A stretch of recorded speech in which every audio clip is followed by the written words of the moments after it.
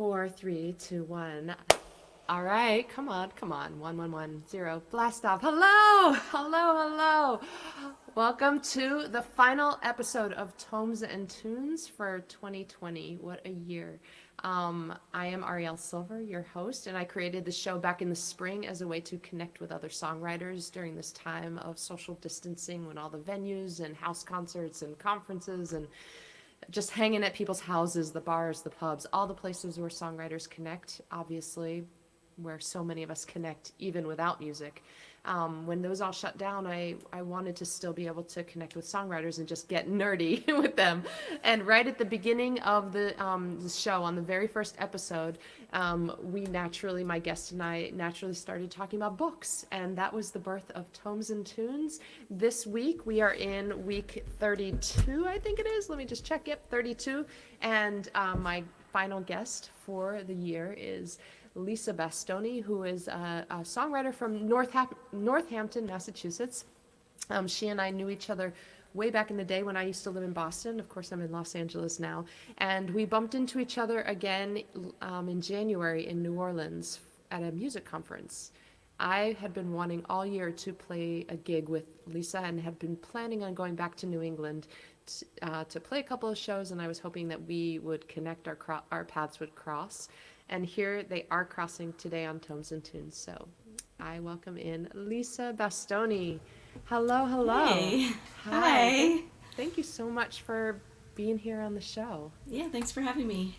I don't know if you could hear what I was saying at the beginning, but I had wanted to play a show with you when we bumped into each other in January. And, before COVID hit, I was making plans for coming back to New England over the summer to play a couple of shows in Boston and elsewhere. And, of course, the year got super wiggly and strange. And then here you are. Yeah, I remember standing in the hallway at Folk Alliance at like 2:30 in the morning. Just, I think we just talked for a few minutes, and I've been looking forward to the chance to talk some more and catch up. Here we are in a very different way than we expected. We could never have imagined this, but it's kind of funny because I remember that we were talking about books also. We were talking about writing. Yeah, I remember that. So this is really fitting, actually, that we would connect in this way. So here we are, and there's so many things that I want to talk with you about. We will play a song each at the end of the show, and of course we'll talk about books. But first, I'm a little bit curious about your lineage, because I know that you come from a family of artists and illustrators, and you yourself are also a visual artist.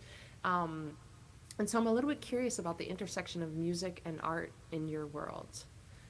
I seem to go back and forth a lot. My grandparents were both commercial artists, and my grandfather was a sculptor. One of his pieces is behind me. It's the figure with the flag. And I went to school for art history in college, and I couldn't really cut it as a studio artist in college. I had I remember one of my professors sort of sneeringly said well, this is very narrative, and as a bad thing for one of my whatever it was, one of my pieces, and I was like, yeah. And it wasn't until much later that I realized that's actually not a bad thing. I had so much shame around that, but now what I do is it's proudly narrative. I've been illustrating songs and making lyric videos for other songwriters over the past couple years as sort of my side thing, in addition to the music. And I find in sort of quieter times in my life, I go back to the visual art, and then I don't know, somehow over that time, maybe not quite consciously, songs are kind of building, and then I'll dip out back into the world a little bit of music and then retreat. I don't know. I don't know why that is, but that's really interesting. What those things. What your that thing about being narrative because that is actually one of the things I love about your songwriting.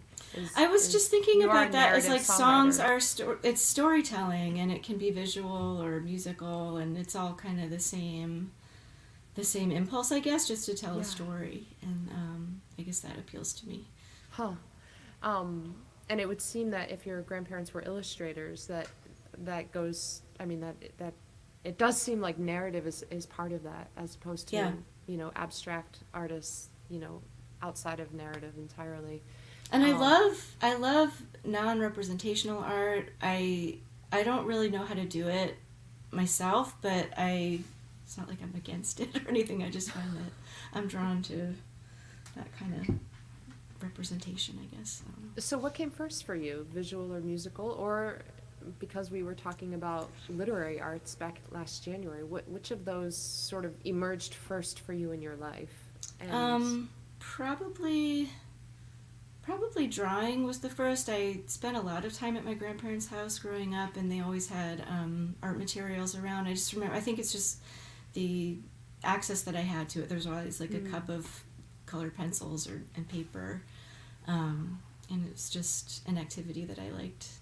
And I must have gotten some attention for it as a kid too, like doing something that my grandparents did professionally. They were, if it were me, I know when my kids draw, I'm like, ooh, like I give them a ton of praise because I want them to have that in their lives as something they can go to, because I think it's a nice thing to have around.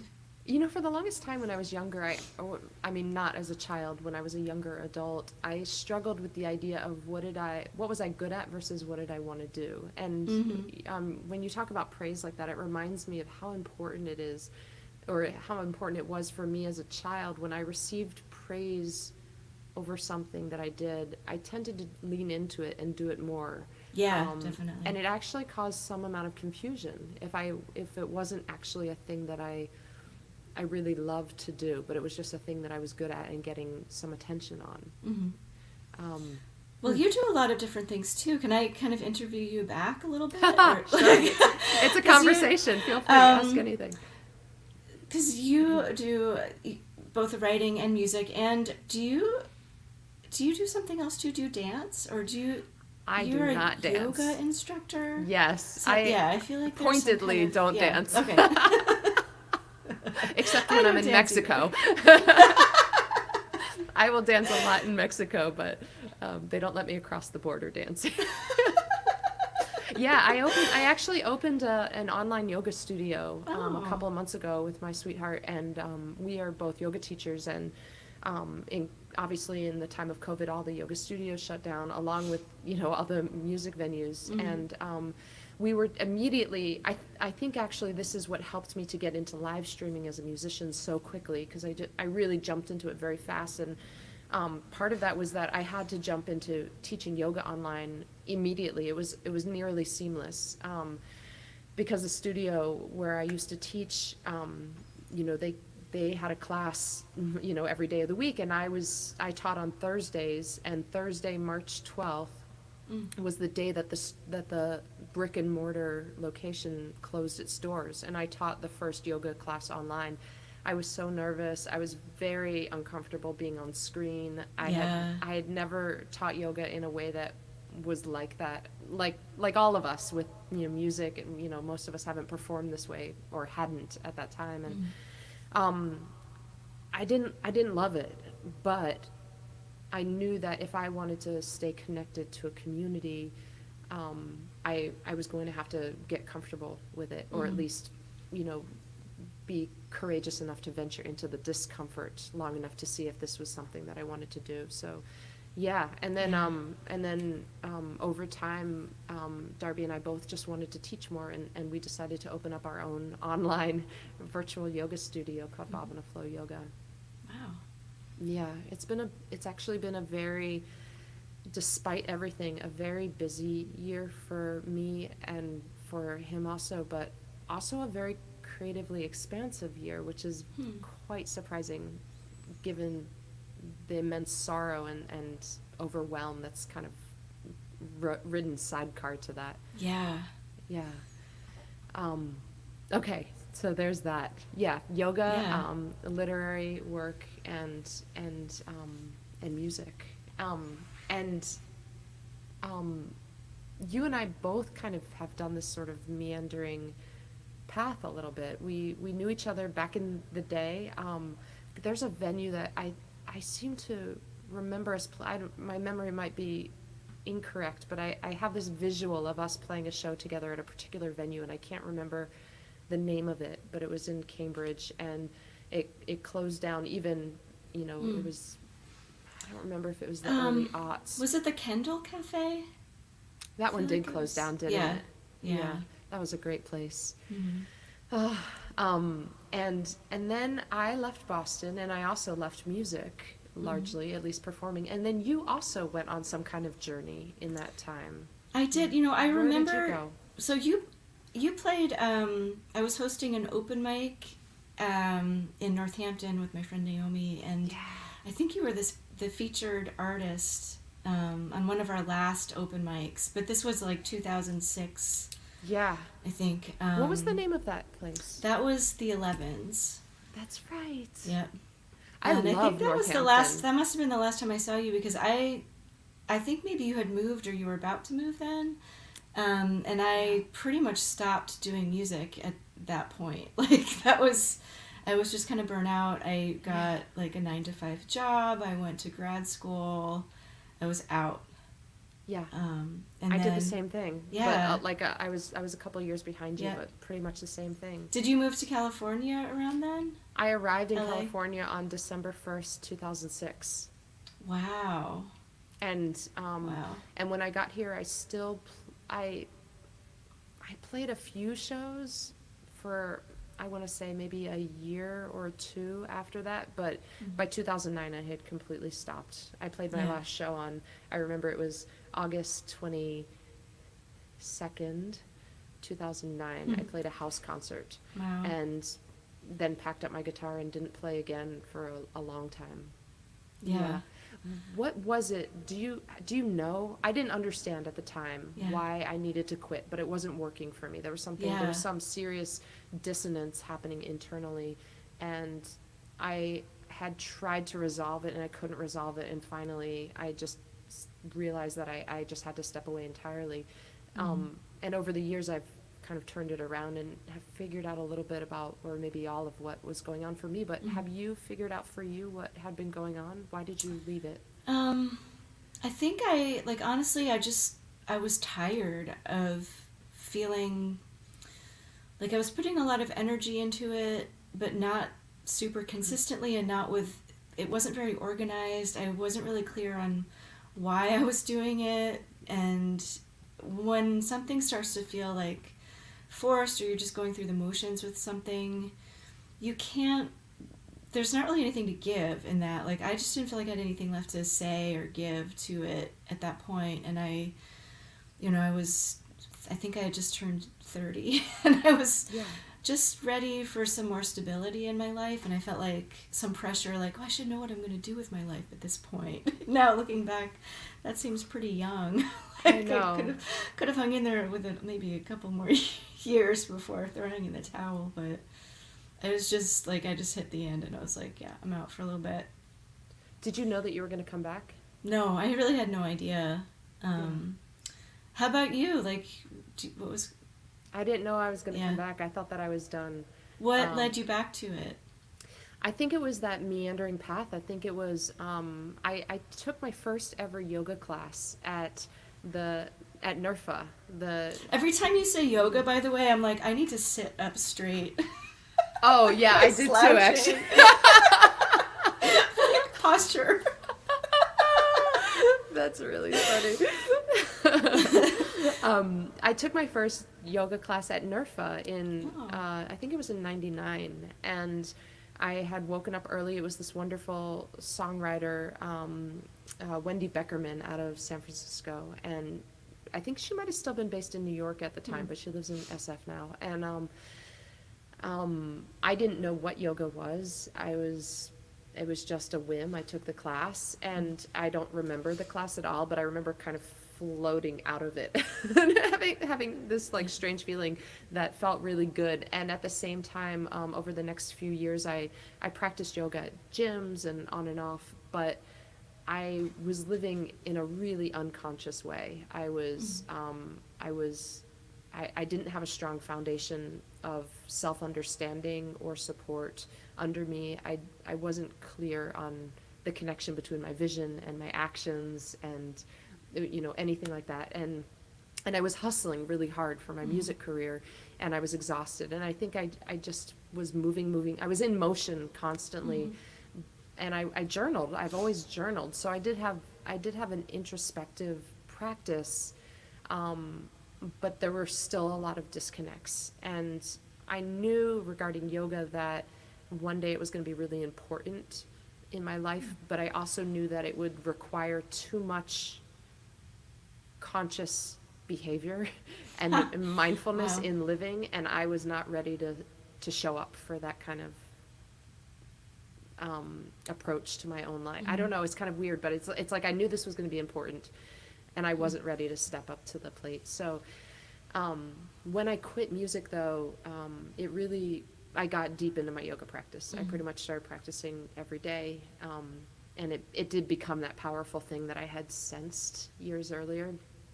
And it's a slow practice in that it does transform us, if we're willing to show up for it, but it's not a fast fix for anything. And I think it took 10 years, of deep yoga practice, and some other adventures that finally I came back to music. And when I came back to music, I came back with this sense of deep curiosity about songwriting and doing this kind of thing, like being in dialogue with other songwriters. And I was deeply curious about craft and story, but also I saw it as a mode of healing and connection between the artist or the writer and the listener. And it was because I started to see it as an offering and as a pathway to healing. It was through that I was able to come back to it, rather than in my earlier days it was like, here I am, I'm a performer, and that never felt authentic to me, to be a performer in that way. The rock star version that you see, you don't much see or hear when you're younger about this kind of thing, like songwriting as a deep healing practice, or yeah. And what about you? How did that? I had when I started writing songs again, I had my kids were 1 and 3, and I think part of it was hormonal. Like I felt this this like really it felt like a life preserver almost. Like I felt like I was drowning in like just the day-to-day. Like this is making parenthood sound terrible, but like I just missed having something that was just mine, like just something that I could do for myself. And I felt like I needed that outlet. I needed the time to, like, after the kids went to bed, to just kind of be with my own thoughts. And there was the guitar. It was literally like covered with dust, and mine too. There was something like really very healing about coming back to it with a different perspective and different totally different approach. Like I'd always valued collaboration, but never to the degree that I do now. Like it's so essential to making music. Like the connection that you feel with the audience, but also other musicians and people that you perform with or write with, and support. Like you have to have your little village to kind of help each other out. And so I just I see it in a really different way now, and that's I don't know, it's something different coming back to it that I've noticed. I think that the number one piece of advice that I heard over and over again when I was younger was, if you want a career in music, you have to be tenacious. Mm-hmm. right? And I just have this image of, you know, somebody in the music industry, in some way, standing on a stage and talking to a sea of people just like me, and just kind of looking at us and being like, you know, most of you are never going to make it in it. The ones that are, you know, you're gonna, it's gonna Like, be look to your tenacious. right, look to your left, like, Exactly, yeah, that yeah, like university. 4 of these people won't be Yeah, like and singing in 5 years. totally. And I just, you know, I just made a commitment to myself. I was like, okay, I'm going to be tenacious. Like that was the number one quality. And that, like, there's nothing about connecting with anybody built into Mm-hmm. that word of tenacity. You know, that was never part of that advice. It wasn't like, hey, just like, you know, have heart to heart conversations, you Mm-hmm. know, like you know, connect to yourself and understand your bigger mission. Why are you doing this? Like, what is it that you desire? And I don't think I could have answered that question anyway when I was younger. Mm-hmm. You know, I don't think, um, I don't think I could have answered that at all. Yeah. So you've now been, so your older kid was 3 and he's 8 now, right? Well, my son is 6 and my daughter's 8. Okay. So, yeah. So 5 years, Mm-hmm. and that was when you started writing again. And in these 5 years, you've put out at least one album. 2, yeah, Okay, 2 that's what I albums, thought. yeah. And you've done a bit of travel. You won the Kerrville New Folk Festival contest last year, 2019, I think, right? 2019, yeah. Yeah, and then I saw you in New Orleans in in January. But before this show went live, when we were talking backstage, you said that this year of COVID is giving you some pause, and you're kind of reassessing in this time. You know, how do you want to move forward? What's your vision for music? And we were sort of talking about the role of live streaming and how it may or may not shift the future of live performance, or, you know, I'm sure there's still going to be live venues, but you know, what is the model for how to be a singer-songwriter? What is the model for being an independent musician? Maybe we never have to go on the road. What do you think? I don't know. I'd love to hear what you predict or what you hope for, you know, on the other side of all this, whenever we can define that. But I've left Northampton literally 3 times in all these months. And I've just gone like full hermit since March. And I just think, like, am I going to really be driving like 5 hours to play, you know, a nice venue? It's a great, you know, it's nice. I don't dislike it, but I just have to question, like, are we going to be driving around like we did? Or if we go to the why of why we're doing this, does that really require that kind of traveling? Or can it be more of a local experience? Like, 'cause I feel like for my why, it's like, I feel like I don't need to, it's like Wizard of Oz, like, I don't really need to go that far from home to find it. Like, if it's about connect people through songs, now I know it can be done, it's not the same online, but it can be done like in our own backyards, maybe literally.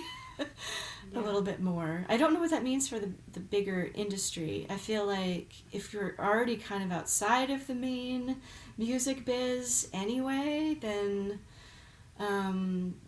maybe it's not even like setting sites lower necessarily, but maybe just a little smaller and being like, I'm just grateful. Like, I've always I feel like I've been grateful all along, but especially now, like, what I wouldn't give to play like a house concert for like 15 people would be, I mean, I'd go to one and I'd pay like $100 for that experience if I knew it was safe, you know? Yeah. So I think we can maybe reinvent it a little bit going forward. Yeah. I'm curious, I mean, if you're going to the Virtual Folk Alliance, I'm really curious to know what other people are thinking about Yeah. with this. You brought up a really great point about, you know, in terms of scope or I mean, you can lie on your back and look up at the stars, and you're getting a picture of, you know, the Milky Way and our solar system and like vast amounts of space, right? But not close detail. Or you can just stand in the dirt and look down and, you know, see the pebbles or shells or seeds that are right there at your feet, and the detail that you're going to see, whether you're looking up at the sky and seeing galaxies or looking down at your feet and seeing anthills, you're still seeing, I think, the same quantity of detail, right? Like whether you're looking at a 3-inch square or millions of miles. And I think that, you know, you're asking a really great question about a music career. Do we need to, you know, this was one of the things that led to my own burnout, which was that I went on a national tour. And I think that when I, you know, later when I did some self-inquiry about that, I realized that part of the reason I wanted to do a national tour is because I really wanted to see the country. And that seemed like a really great way to see the country, was play different venues and be in a different town every night. And it was completely exhausting. I mean, it was very, very hard. But, you know, okay, so now I have a scope of the country. But what about just the scope of my neighborhood or my town? And, you know, Los Angeles is a big town. But, you know, if we were to just draw a circle on a map and, you know, just say, okay, this is the community I want to nurture. You know, are we going to be driving many hours to go back and forth and, you know, not, you know, if you're driving 2 or 3 or 5 hours for a gig, that doesn't include the gig. That doesn't include the setup and the sound check. It's a different story on the West Coast, I imagine, with things being just more spread out. Do you feel like there's I'm not familiar with the sort of LA music scene, like the more like local music. I'm just getting familiar with it because I just returned to this world of songwriting. 2018, I started writing again, and so that was only 2 years ago. So 2018, I started writing again, and 2019, I recorded, and then this summer, I released my first album, you know, since 2006, and so I just started performing again really last year, and I was playing pretty much all local house concerts, and those house concerts were primarily for the people who had backed the Kickstarter campaign that I ran to support the album, plus some venues, you know, in Los Angeles. As I, you know, it's sort of like looking at the sand or looking at the sky. As I have dug deeper into this little patch where I live, I found more and more songwriters and venues, and you know, it's not surface. Los Angeles, you have to dig down a little bit to find it. It's not just like, you know, they say about everything about Los Angeles, it's not really centralized. There are a couple of spots here and there that are definitely hubs, but I would say, like in New England, I think of, you know, Club Passim as sort of a central spot that a lot of songwriters kind of orbit around. I don't know, but I think, and this is like almost coming, maybe, I don't know if it's wishful thinking or, you know, a certain amount of ignorance is bliss, but I think that songwriters can build rich careers looking closer in rather than traveling far. Unless there's a reason to travel far. I mean, sometimes, you know, you want to go to something that's so unique, like Curville, or you know, to go to that once a year Folk Alliance, or, you know, something like that. But the way that the regional Folk Alliance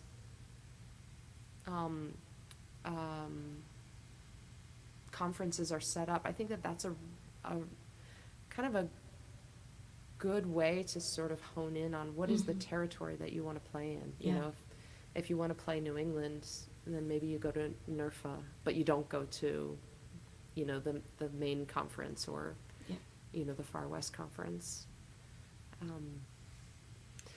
And then there's the online thing. I mean, do we all just, play Twitch, I don't know what that is. I'll let you know. Twitch? We'll talk about it in 6 months. Okay. I'm exploring Twitch right now, as a platform, but I'll let you know my findings. There's all these like newfangled I know it. things. Yeah. It's like that thing of the galaxy versus the sand, where it's like the closer you look in this smaller area, the more things you find, not just, Facebook, YouTube, Instagram, but it's like, oh, Twitch, and like webcams and, the details like that.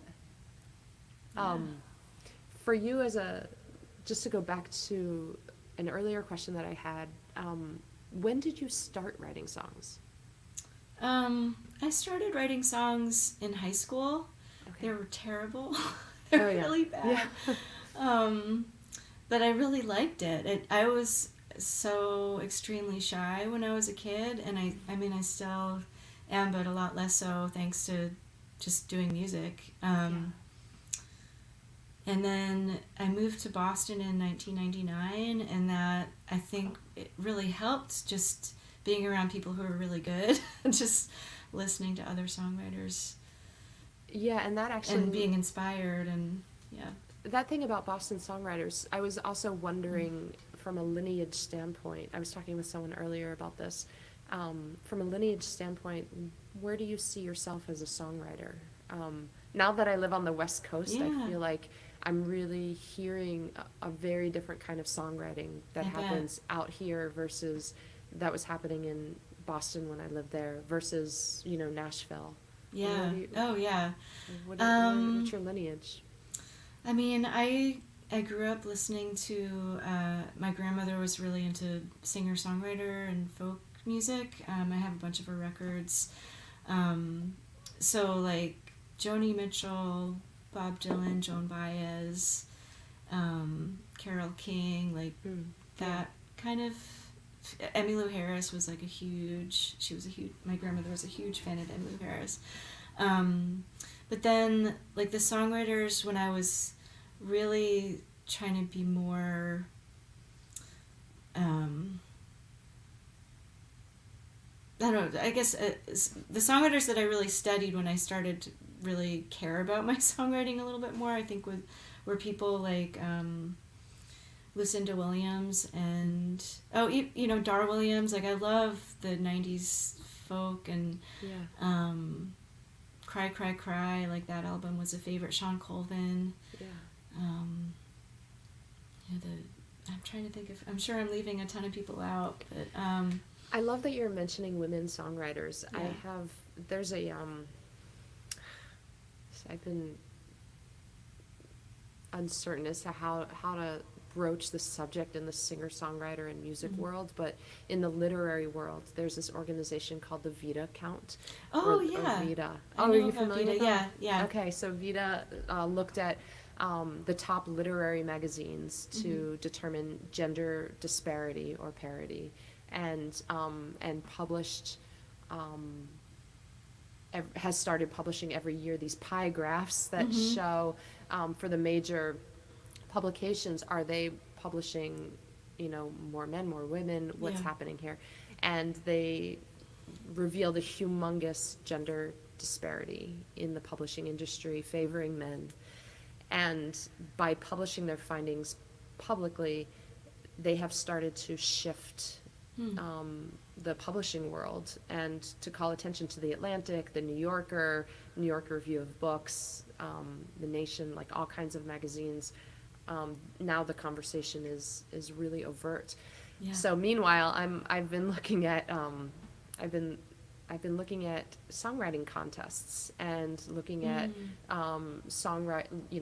radio stations and just songwriting, the world of songwriting, and books about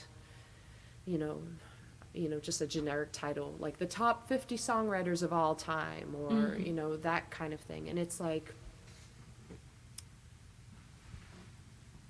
I'm curious about reading a study, doing a study, I'm kind of unofficially just watching, because the conversation is so often about the male songwriters. And you just mentioned Dar Williams and Lucinda Williams and, Yes. Emmylou Harris and Joan Baez and Joni Mitchell Were there and Carole any King. guys and in there? I think you mentioned Bob Dylan. Bob Dylan. Right? Right. But that was just so refreshing to hear you. But Just also, like a string of songwriters. Well, how about you? I'm curious about your big influences.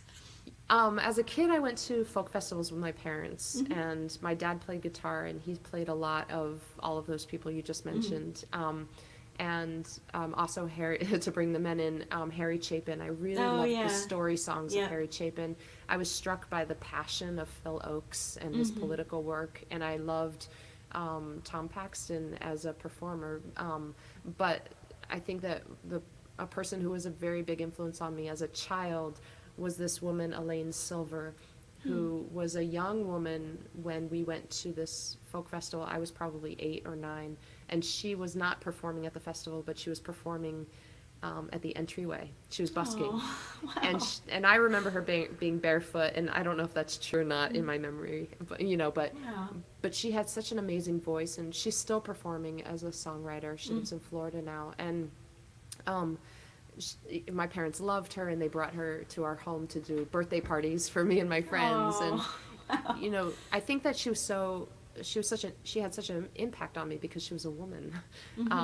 And my dad played guitar, but I think she was the first woman that I saw eye to eye, face to face, not on a stage, who was playing guitar.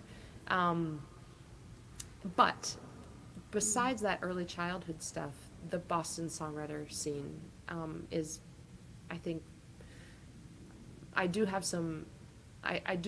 the influence of the Nashville songwriters for sure,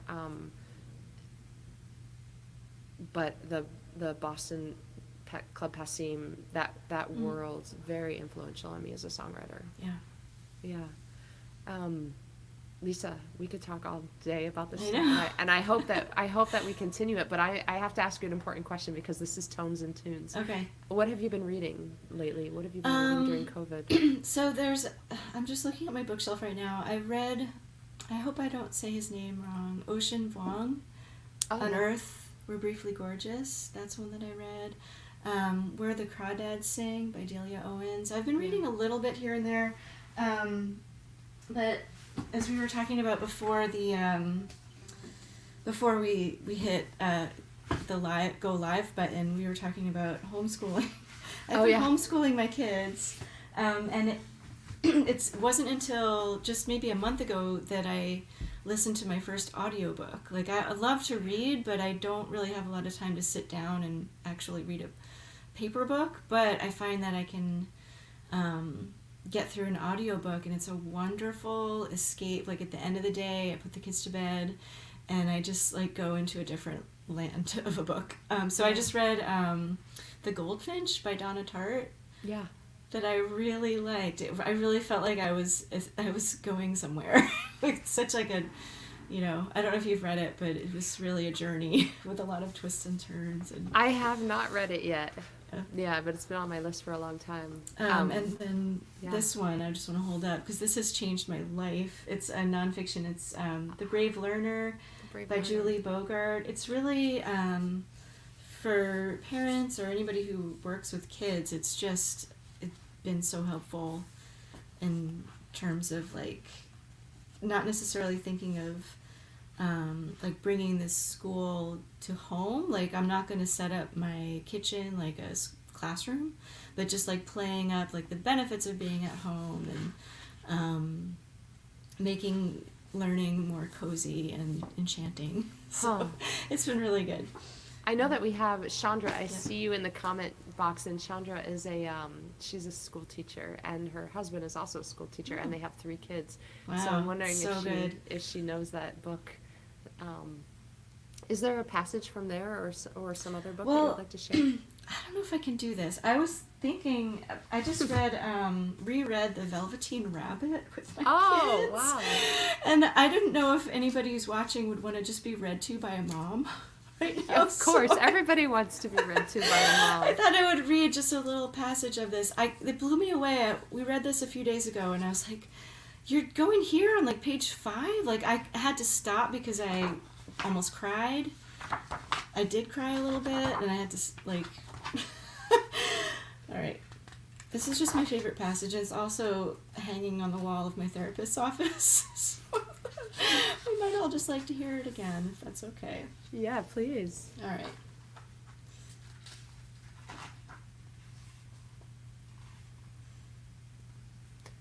I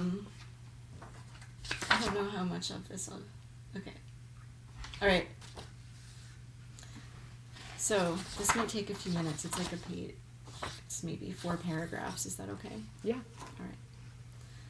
"What is real?" asked the rabbit one day when they were lying side by side near the nursery fender before Nana came to tidy the room. "Does it mean having things that buzz inside you and a stick-out handle?" "Real isn't how you're made," said the king horse. "It's a thing that happens to you when a child loves you for a long, long time, not just to play with, but really loves you. Then you become real." "Does it hurt?" asked the rabbit. "Sometimes," said the skin horse, for he was always truthful. "When you are real, you don't mind being hurt."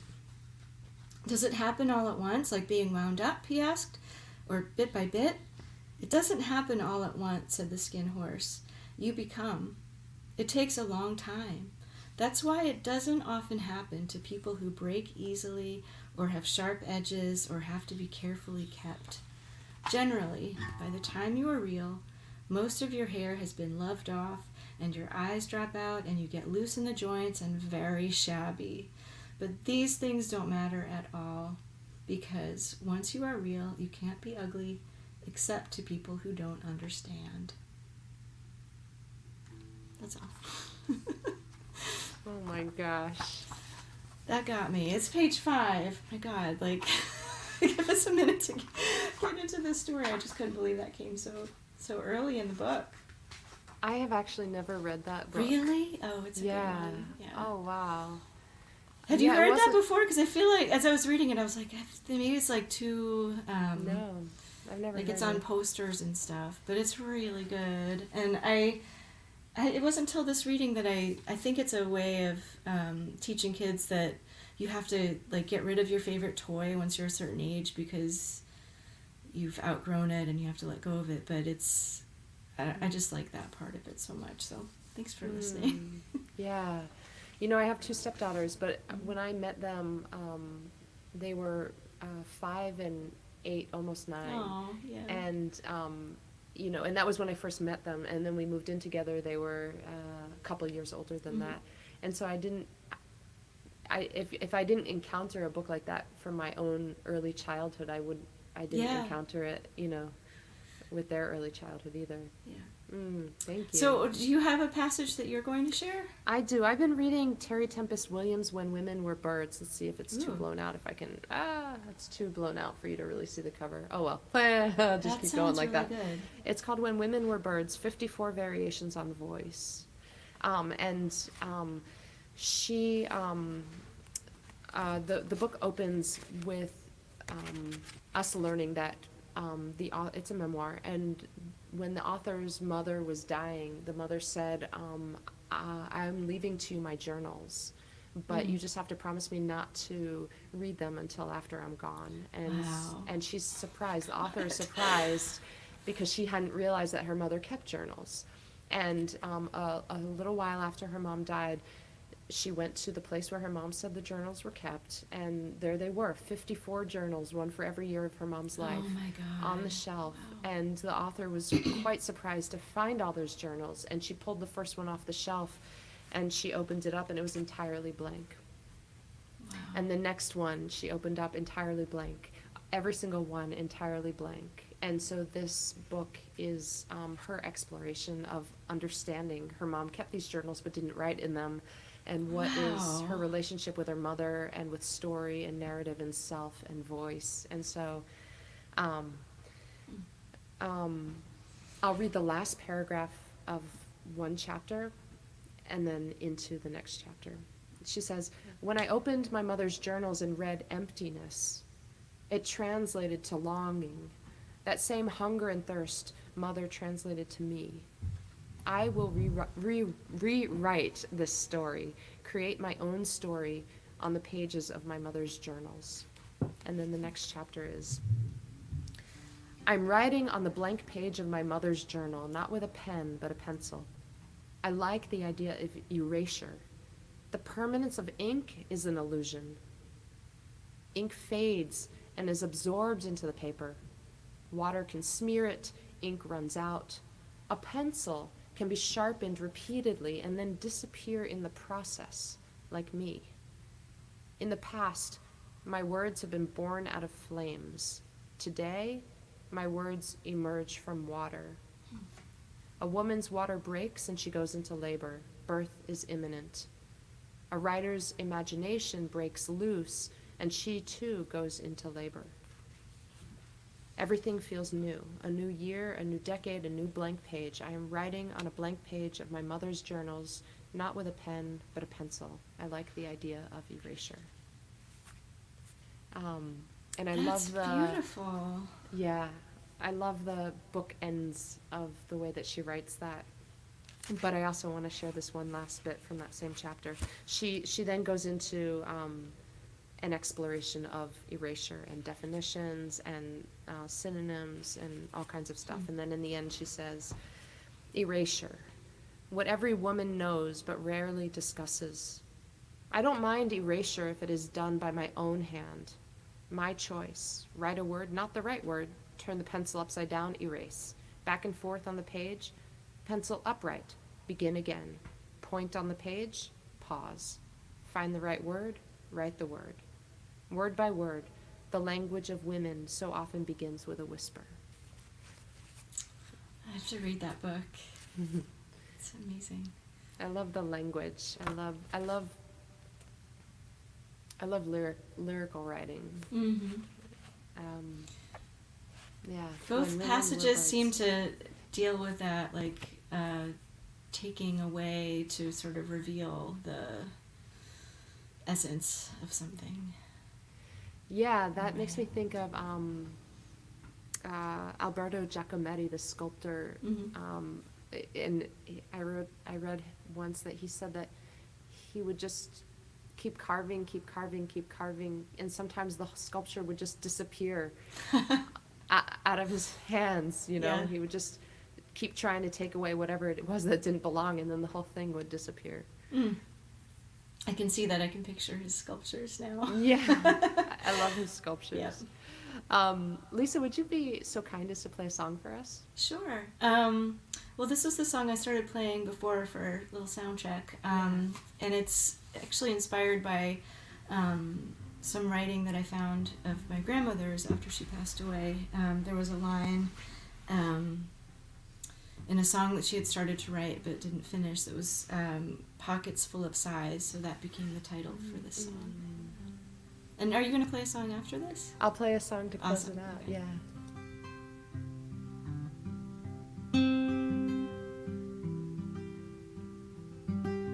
Sunrise, sunset, I got a feeling of something good that hasn't happened yet. A little bird flapping in my chest, been there for days, never seems to rest. And I am a long way from home. Got pockets full of sighs and silent moans. I don't need a souvenir, I can picture it so clear. Doesn't even have to be real, I just wanna miss you when I go.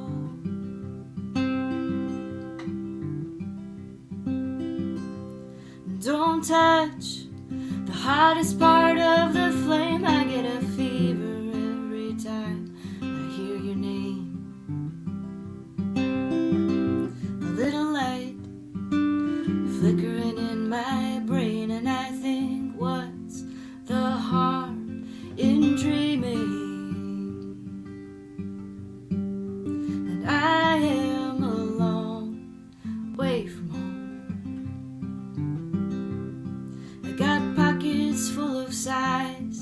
and silent moans. I don't need a souvenir, I can picture it so clear.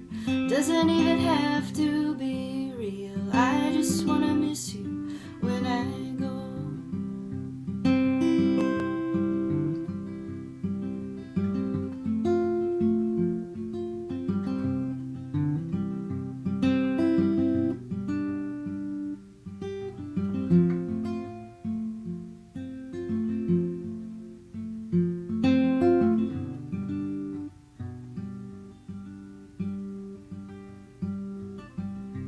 It's bittersweet, it's incomplete. I don't know why I came all the way down here. But we can dance around these edges, keep it inside the lines I drew. I don't even know your favorite color, but I'm gonna guess that it's blue.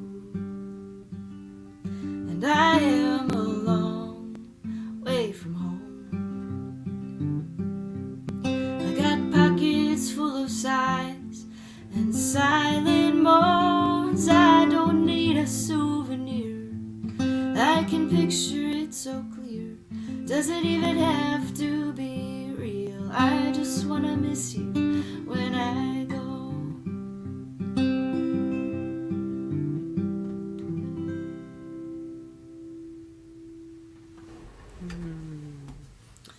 Thanks. So lovely. You pivot through ideas so quickly, and it makes for really Thank rich you. listening. So lovely. Pocket full of sighs and silent moans. Mhm. Is that what it is? Did you have a sense of place? Did you know the place that you were talking about in that song as you wrote it? Not particularly. I think when I was writing it, I was just feeling this urge to explore and like get out of, with the kids all the time. I was like between like the library and the supermarket, just the loop. It's funny now, like I felt like, oh, so limited, but then finally, like I was able to start traveling, and I very clearly have this memory of standing at the Nashville airport looking at the keychains and like just absentmindedly sort of like brushing my hand on the keychain, like guitar shaped keychains, and thinking like, I don't even need this. Like I don't need to have this memento because I've been here before. I can picture this. I'm going to take this with me wherever I go. I don't need to buy anything. Like that's where my mind was when writing that song. I love it. Beautiful. Thank you so Thanks. much. Thank you. So you're gonna play one? Yeah, I'll play a song called Ghost Ships. Nice. And this was inspired by a Cheryl Strayed essay. I was hoping you would say that when you said the title. I was like, oh, I hope it's about that essay because I love that. I'm so glad you wrote a song inspired by it. Amazing. Yeah. Her essay Ghost Ships. Yes. And so this was inspired by that, but her essay Ghost Ships was inspired by a Swedish poet, Thomas Tranströmer, Oh. and I studied him a Wow. little bit when I was in grad school and really loved his writing, and so her essay particularly stuck out to me. And then I was on the plane, I think flying to New Orleans, when I think the first line of the song, there was some piece of it that came to me as I was sitting looking out the window as the plane took off. I don't know, but anyway, so this is Ghost Ships. All right. Oh wait, did my phone rang for a second. Goodness gracious. Okay, it's good timing though. Hopefully it doesn't do it again. Actually, maybe I should. I wonder if I can. I don't think I have functionality. Oh well. Yeah. All right. So Ghost Ships. Let me try that again.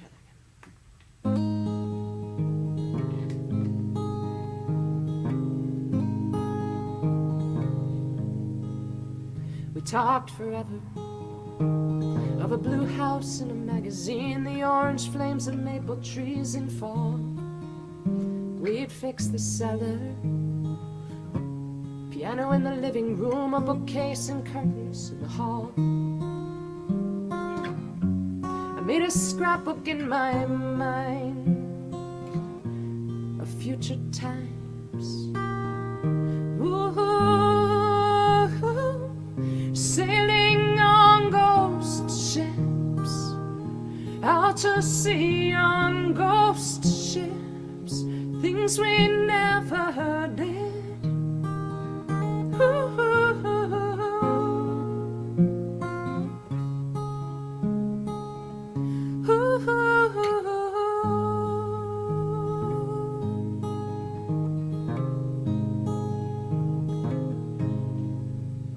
maybe winter, digging out from snow, the last nor'easter froze us to the core. Or maybe youth, hadn't lived enough to see the way that love can leave you wanting more. But by summer we were through. House of blue, sailing on ghost ships, out to sea on ghost ships, things we never did.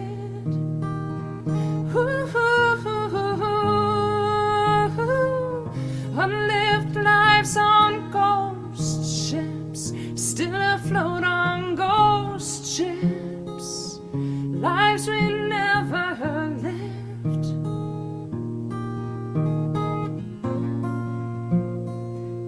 Now and then I hear some news of you.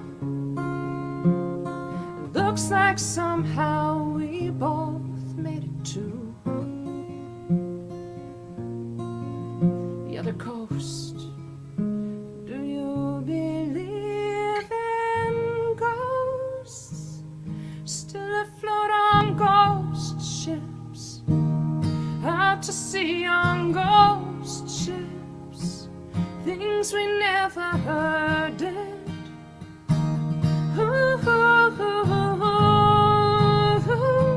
Unlived lives on ghost ships, still afloat on ghost ships, lives we'll never live.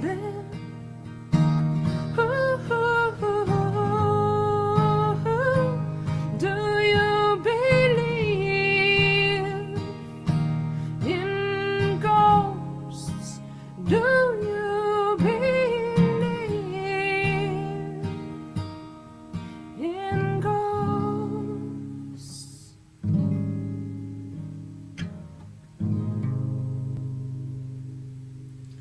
Yay, that's lovely. I love the melody. I love the whole idea of ghost ships. I'm glad you wrote that song. I'm glad you are great. familiar with that essay. That's Yeah. really fun. That's That awesome. book is amazing. What is it called? Tiny Beautiful Tiny Things. Beautiful Things. Yeah, I'm looking right at it on my bookshelf. Yeah. Yeah, it's so good. Yeah, it's for those who don't know, it's Cheryl Strayed's book of a collection of essays, but it was an advice column that she used to have with the Rumpus, and nobody knew who was behind the advice column, but it was Dear Sugar, and now I think she's doing a podcast through the New York Times called Dear Sugar. But yeah, I have loved that. I'm not an advice column reader, but she's a beautiful essayist, and it's sort of like what advice columns always should have been, but never were until. Yeah, it's great. They're Cheryl really Strayed. honest and personal. Like, she often will have like an anecdote from her own life and then kind of weave it into her advice. Her novels are amazing too. Torch. I have not read and- Torch.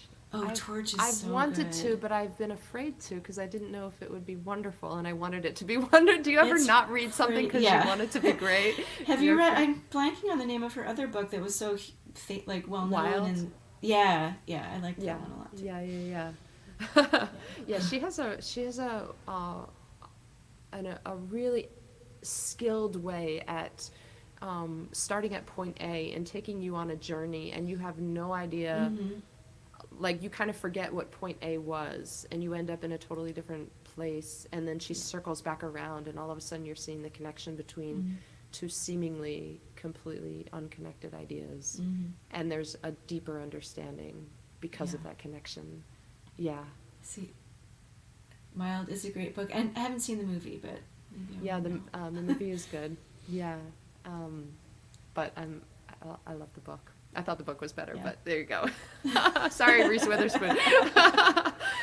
Lisa, thank you so much. It was so delightful to talk with you. And I know that we're just going to continue having these conversations together about all of this stuff.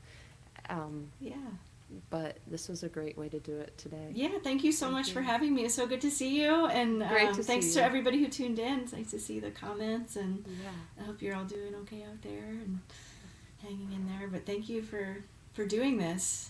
Yeah, it's been a total joy for me. So will you continue it into next year, do you think? Yeah, I have a lot of really great songwriters already scheduled through April. So it's just going to keep going. I didn't know, it was just an intuition. I just wanted to do it, and when it started, I was not committed to it. I was just like, I want to do this. I'll do it for a couple of weeks and see how it goes. And as I've done it more and more, I feel like it's starting to create some kind of, I still don't quite see it, but it's starting to create some kind of map or like image of both what it looks like to be a singer-songwriter in the time of COVID, but also what it looks like to just be an independent singer-songwriter. Trying to have that as a career, but also the craft of it and the inspiration, the creative process. I feel like there are a lot of themes that have been emerging over the 32 weeks, and it's enhancing my understanding of it, and hopefully others too. But it's kind of selfish for me. I feel like I'm having a good time. So well, I was noticing the episode number. It's episode 32. It's so impressive that you've been consistent with it, and the idea is great. And thanks again for doing it. Thank you, and I will see you behind the scenes. Okay. And for now, I'll just say have a happy holiday season. Thank you. Yeah, and for everybody else, thank you so much for tuning in to Tomes and Tunes. This was week 32, as we were just talking about. You can catch all of the archives, or most of the archives. The first couple of episodes actually were on Instagram, and there are, I don't think, any archives of it, or maybe, but in the Instagram world. But the rest, starting with I think episode 8 or 7, they're all on my website under shows, so you can find those. Please follow all the songwriters who I've been talking with. They all have music out there, websites, videos, all the stuff. Become fans of theirs if you're not already, and let's just widen our network of awesome music. So until we see each other, I will start up again the first week of January, first Thursday of January, with Maya Ayam. She is a fabulous singer-songwriter and film composer. I've known her for a long time, and you're going to love her. Just an amazing woman. So have a happy holiday season, a happy new year. Please stay safe, and we'll see each other on the other side.